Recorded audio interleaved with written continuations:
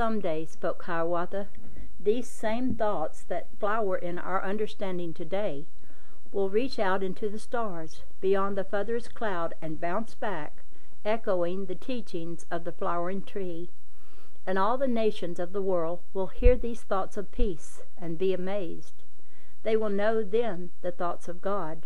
The songs of the winged ones shall be sung again in the villages of the earth, and the people of the four races shall after that live as one, even as the many leaves of this tree live as one. And there shall be no more war, nor sickness, nor untruth. I give this prophecy to tell to your children and to your children's children, to repeat around your teepee fires in the generations to come. When the great storm comes, and it seems that the truth is for a time extinguished, hold fast, my brave ones. Remain true, my chiefs. Be steady, all you healers and the children of the Great Spirit, for when this beginning that we make today will come eventually, when the storms of 5 centuries is past, a new world where the peaceful ones will rule. And in that world the barbarous custom of warfare shall have so far receded, even the storytellers will have forgotten it. Today we make a covenant with the peoples of our 5 nations. We make an agreement to honor the ways of love, the ways of justice, the ways of peace. We are not in truth a separate people. Each one of us here in this multitude is a single leaf on the Great Spirit tree. When we go within ourselves to touch the river of life that runs at the heart of our innermost being, each one of us touches the same life that flows within our sisters and brothers, even as the same sap flows through all the leaves of a tree. Your life is God's life. The Great Spirit is not just outside you, but within you as well. Listen to the Great Spirit. In your innermost thoughts you will hear teachings superior to any that I or Digendawida will ever share with the words of our mouths. Hiawatha paused and bent his head while those present considered this truth. After a moment he looked up and continued, speaking louder now so that his voice carried even to the distant rim of the basin. Just as you do not see the leaves on any healthy tree in the forest contending among themselves or fighting with one another, so neither is there any need for people to contend or fight or in anything but friendliness compete. When the Great Spirit is known within, in communities where truth and honesty are honored, people live in harmony with one another. They experience their own life and the life of the Creator as one. They know that our people are like the leaves and our trees, and our tribes like the branches of a wondrous tree. They know that the life of the 2-footed and the 4-footed and winged ones, the life of the plants and the rivers and the seas, the life even of the very sun, moon, and stars, grows also from that tree. All come from one single trunk of being, the eternal being that we know as God. In this way, the Great Spirit lives within all things, within every plant and animal, every tree, every one of us here present. As Hiawatha spoke these words, he moved about the mound, making descriptive gestures, drawing pictures in the air, pointing at times to the newly planted tree, evoking all the passion of his former warrior spirit. He channeled an enormous energy into conveying to those gathered not just an ideal or a concept, but as much as he was able, an actual experience of the awareness that he himself knew in those moments. One could sense the chiefs as they felt it, understood it, and experienced it, each in turn. From time to time, one of them would stand and, with a spirit nearly as beautiful as Hiawatha's, share a word or two of the great truth, as it pertained to him and his people.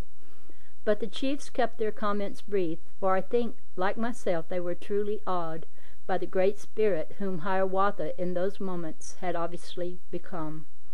Some say that as Hiawatha spoke, they saw a great winged form extending high above him into the trees.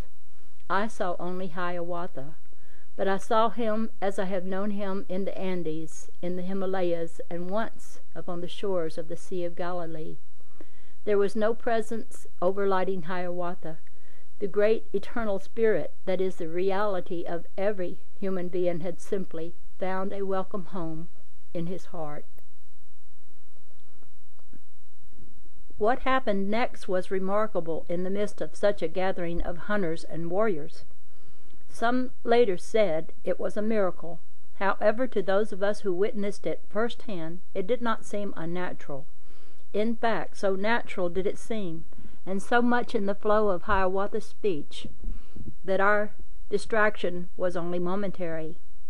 Hiawatha was speaking of the Great Spirit's life flowing not only through human beings, but also through the winged and the four-footed, even as he names them. A large snowy owl landed ghost-like in the lower branches of a tree immediately behind us, and 2 does, followed by a less adventurous buck, came ambling up the seated people.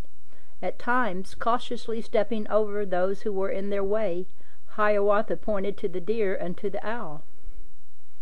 "To peace with them also do we commit our living," he said, "taking life only when it is necessary to feed our people, giving thanks to the spirit of the animal whose form we eat, giving thanks to the Great One who appears as all these forms, within all these forms, in every tree, in every flower, in every herb bearing seed, in every animal, in every stream, in every living being thing. The Great One is here with us today in these deliberations. As the Great One has both inspired and witnessed this ceremony, may he also inspire all our activities henceforth, everything we do, everything we say, as he has witnessed them from the beginning. May our lives and the lives of our respective tribes be dedicated to the spreading of this peace to the distant and far-flung peoples of the forest and plains. This is the finest way to honor our mother, the earth. We are the people who remain true. Let it always be so." Almost imperceptibly, as Hiawatha spoke, twilight grew in the forest around us.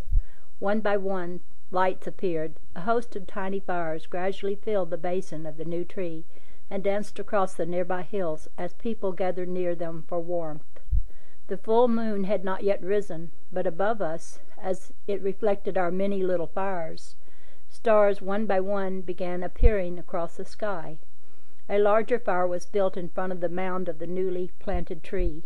Upon this mound, next to the tree of the great long leaves, Hiawatha stood.